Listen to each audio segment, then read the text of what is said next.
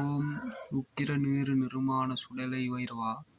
உருண்ட சடையும் ரோமத்தலையும் மண்டையோட்டு மாலையும் இரத்தக் கவாலமும் நீல வர்ணமும் செம்பட்டாடையும் திருக்காலில் திருச்சிலம்பு அசைய திருச்சுடலையிலே திருநடனமாடும் திருச்சுடலை வைரவநாதா!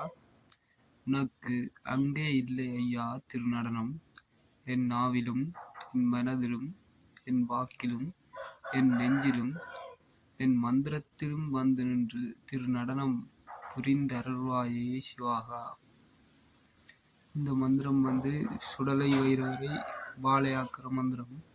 மந்திரத்துக்குரிய செய்முறை இப்படி ஒரு நுரைகுடம் ஒன்று எடுத்து இதில் நீர் விட்டு சித்தி மந்திரம் பிரணவ மந்திரம் சொல்லி ஜலமந்திரம் சொல்லி ஜலமரட்டணும். ஜலமரட்டின பிறகு தேங்காயை முடிசீவி எடுத்து வேப்பம் பத்திரம் எடுத்து இதில் வச்சு கும்பம் வைக்கணும். கும்பம் வைக்கிற முறையில் மண்டாளத்தை வீடியோவில் தாரன்.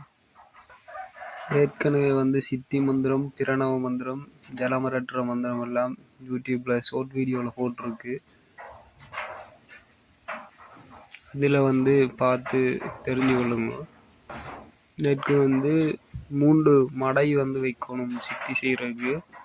முதலாவது குருவிற்கு ஒரு மடை, பிள்ளையாருக்கு ஒரு மடை, மற்றது சுடலை வைரவருக்கு ஒரு மடை வைக்கணும்.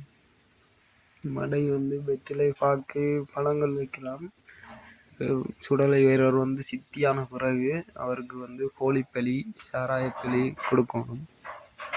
இங்கே நான் மேலே தந்திருக்க சுடலை வைரவற்ற மந்திரத்தை முதலாவது பாடமாக்கி கொள்ளணும். மந்திர எழுத்து பிழை இல்லாமல் உச்சரிப்பு பிழை இல்லாமல் பாடமாக்கி கொண்டுட்டு கையில் இந்த மாதிரி 3 விரலில் திருநூறு எடுத்துக்கொண்டு குரு மந்திரம் 21 தரம், சித்தி மந்திரம் 108, பிரணவ மந்திரம் 108 சொல்லி போட்டு அதுக்கு பிறகுதான் இந்த வைரவர் வாழை மந்திரம் 108 தடவை சொல்லி சித்தி செய்யணும். 21 நாளுக்குள்ள சித்தி ஆகும். அப்படி இல்லைன்னா 48 நாள் சித்தி ஆகும் வரை நாங்கள் மந்திர ஜபம் செய்யணும். மந்திரம் சித்தி ஆகுதுன்றா என்னென்று தெரியும் சில பேர் கேட்டிருக்கீங்க. அதுக்கு நீங்கள் மந்திர உரு கொடுக்கைக்கே பள்ளி சத்தம் மட்டும் கொண்டு இருக்கும். அப்படி இல்லைன்னா இடது பக்க தோளில் வலது பக்க தோளில் 6வது நேர் இருக்கிற மாதிரி வலி ஏற்படும். பைரவர் கனவுல காட்சி தருவார். அந்த மாதிரி சில விஷயங்கள் நடக்கும்.